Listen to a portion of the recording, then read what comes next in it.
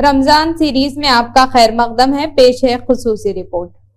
کیا سفر کی حالت میں روزہ رکھنا جائز ہے یا نہیں، اور یہ کے لیے روزہ رکھنا افضل ہے یا روزہ نہ رکھنا افضل ہے؟ اگر سفر کی مسافت کی مقدار کم سے کم 48 میل یا اس سے زیادہ ہے تو ایسے شخص کو اپنے شہر کے حدود سے نکلنے کے بعد روزہ رکھنے یا نہ رکھنے کا اختیار ہوگا، اور نہ رکھنے کی صورت میں بعد میں اس روزے کو قضا کرنا لازم ہوگا. تاہم اگر سفر کے دوران روزہ رکھنے میں سہولت ہے، دشواری نہیں ہے، تو روزہ رکھ لینا بہتر ہے. اگر روزہ رکھنے میں مشقت اور دشواری ہے تو اس صورت میں روزہ نہ رکھنے کی بھی اجازت ہے. اور اگر شرعی سفر میں مشقت بہت زیادہ ہو، جس کا تحمل روزے دار کے لیے مشکل ہو، تو روزہ نہ رکھنا بہتر ہے. بہرکیف دو صورت بعد اس روزے کو قضا کر لیا جائے. اور شرعی طور پر اس شخص کے لیے سفر میں روزہ چھوڑنے کی اجازت ہے جو صبح صادق کے وقت سفر میں ہو اور شرعی مسافر بن چکا ہو، یعنی شہر کے حدود وغیرہ سے نکل چکا ہو. اور اگر کوئی شخص صبح صادق کے وقت سفر میں نہ ہو، اس کے لیے روزہ چھوڑنا جائز نہیں، اگرچہ دن میں اس کا سفر میں جانے کا ارادہ ہو. شرعی مسافر اگر اپنے سفر کی منزل پر پہنچ جائے اور وہاں اس کا 15 دن تک سے قیام ہو تو وہاں بھی مسافر ہی کا شمار ہوگا. اور اگر 15 دن سے زیادہ قیام کا ارادہ ہو تو پھر وہ مسافر نہیں ہوگا بلکہ مقیم ہو جائے گا اور اس پر روزہ رکھنا لازم ہوگا.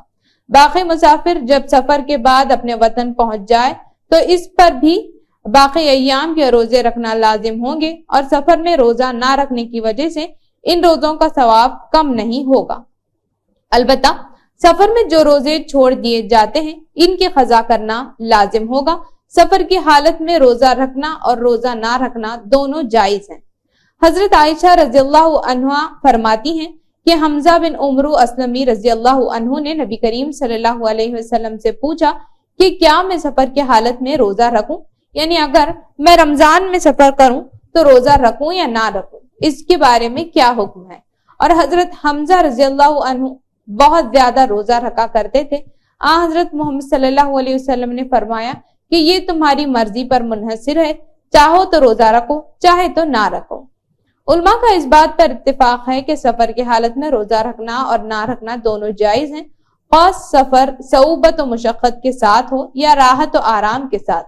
تاہم اتنی بات ضرور ہے کہ اگر سفر میں کوئی صعوبت و مشقت نہ ہو تو روزہ رکھنا ہی بہتر ہے، اور صعوبت و مشقت نہ ہو تو پھر نہ رکھنا بہتر ہوگا. نیز حضرت امام اعظم ابو حنیفہ کے یہاں یہ مسئلہ ہر سفر کے لیے خواہ مباح اور جائز امور کے لیے سفر ہو یا معیشت و برائی کے لیے، جبکہ حضرت امام شافعی کا مسلک یہ ہے کہ روزہ نہ رکھنے کی اجازت کا تعلق صرف مباح اور جائز سفر سے ہے. اگر معیشت و برائی کے لیے سفر ہوگا تو اس صورت میں رمضان کا نہ روزہ رکھنا جائز نہیں ہوگا.